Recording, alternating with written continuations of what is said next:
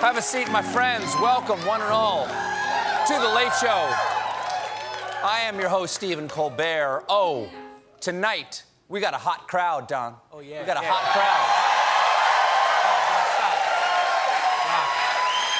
Yeah, baby. Both in temperament and temperature, because we got a heat wave here in New York City. And it's going to be a scorcher all week with temps in the low 90s that could feel as hot as 105 because of the humidity. Which is why, down in Times Square, Madame Tussauds Wax Museum is opening their new exhibition of celebrity puddles. But, sure, They all melt. but as hot as it is here on the East Coast, nothing compared to the record-setting heat wave that has engulfed the Pacific Northwest. It's so bad in Seattle, everyone is down to their flannel Speedos. What was it? It was 100, how hot was it? 110 degrees in Eugene, Oregon, where U.S. Olympic track and field trials were being held. We have some footage. Oh, my feet! Hot. Speaking of hot air, over the weekend, former President Jabba the Gut went to Wellington, Ohio,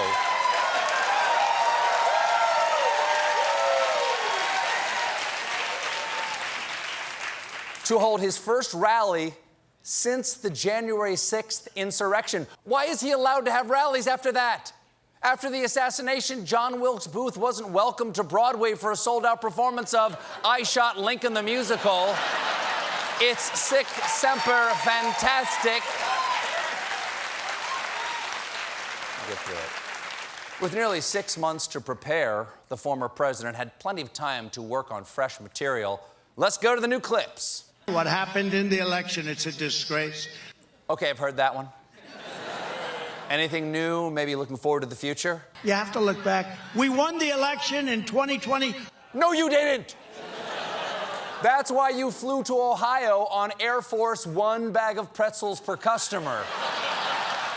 Seriously, move on. I don't know. Maybe you got something about our nation's recovery from the pandemic? They used COVID in order to rig the election and in order to steal the election. Yeah. Everyone is so mean to you. At least you're not talking about that guy who cries every time he sees you. There's tears in his eyes. This guy hasn't cried in a very long time, but just in meeting because I represent what they want. Okay, I spoke too soon. This really seems like you're just reading a speech from last summer. Hydroxychloroquine actually works. No one cares about that now. We have a vaccine. I can't imagine anything more tired than the COVID drug from 12 months ago. You knew damn well I was a snake before you took me in. Woo!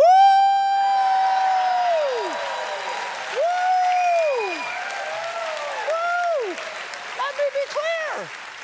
This lighter does not indicate that I'm excited. You're just so boring, I'd rather set myself on fire. Mr. Not President, do you have anything at all to say about the state of our country right now? It is windy as hell up here.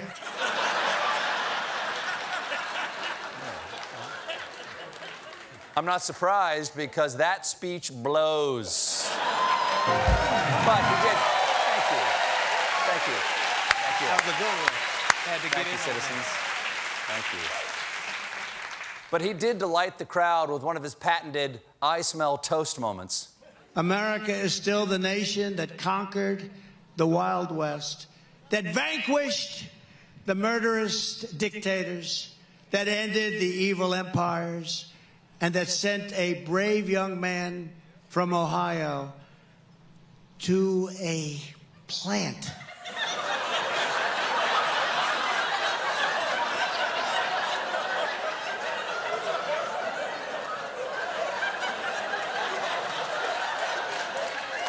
Really? To a plant. Yes, he was a brave young man from Ohio named Jack, and the nation sent him to climb that beanstalk where he skyrocketed to fee-fi-fo fame. He continued fumbling, flailing, and failing to remember the name of the first man on the moon. Do you know who the man I'm talking about is? Who am I talking about? Do you know who it is? The stars and stripes on the face of the moon. Do you know who the man is, right? He's trying to talk about Neil Armstrong, but he said plant when he meant planet, which is not where Neil Armstrong went. That's definitely not right. That's like trying to describe George Washington by saying, you know who I mean, the guy on the money and with the teeth made out of the cherry tree, with the painting of him crossing the deli meats, you know. Then he had more trouble with the words. If you care about law and order. Yes.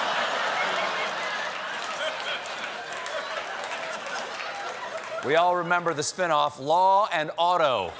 In the criminal justice system, the people are represented by two separate yet equally important groups: the police, who investigate crime, and the car which drives them to the crime.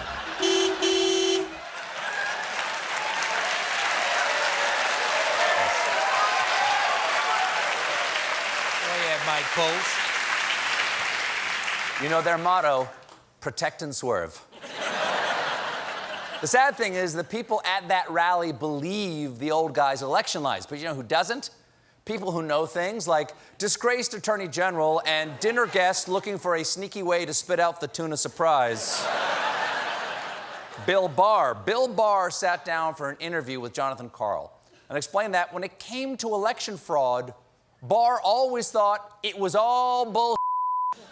And Bill Barr should know he spent the last 2 years with his lips very close to that bull's ass. Barr said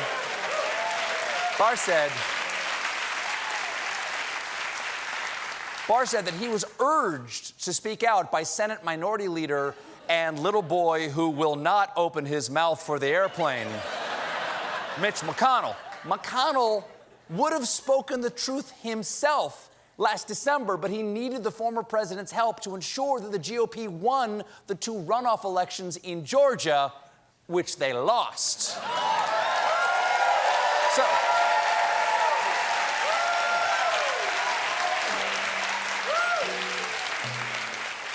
in the end, Mitch McConnell sold his soul for nothing, so a pretty fair price. America has moved on. We've got a shiny new president who might be building some shiny new roads, because last week Joe Biden reached a deal with a bipartisan group of senators on a $974 billion infrastructure proposal. Their previous disagreements are now water under the bridge, or over the bridge. The bridges are falling down at this point.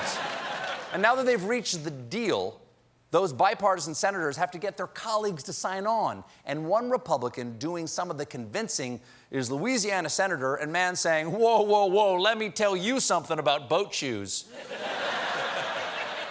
Bill Cassidy. Yesterday, Cassidy talked about his wife and used her to explain that everyone should back the bill because roads and bridges are a woman's problem. Cassidy's right, hence the famous ending of Thelma and Louise. Oh no, they never finished the bridge! Cassidy, so sad. So sad. Thought there was a... Should have got it together. Bill Cassidy made the observation this Sunday on the Meat Press. Oftentimes it is the woman, aside from commuting to work, who's also taking children to school or doing the shopping.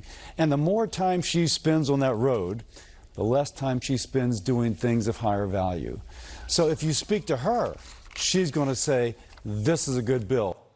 And then she'll clarify, I mean the infrastructure bill, not my husband bill. Have you heard the crap he says about women? Now, across the pond, the Tour de France started on Saturday. And for some cyclists, it also ended on Saturday because there was a massive crash during the first stage of the race. First, let me just say that everyone's going to be okay.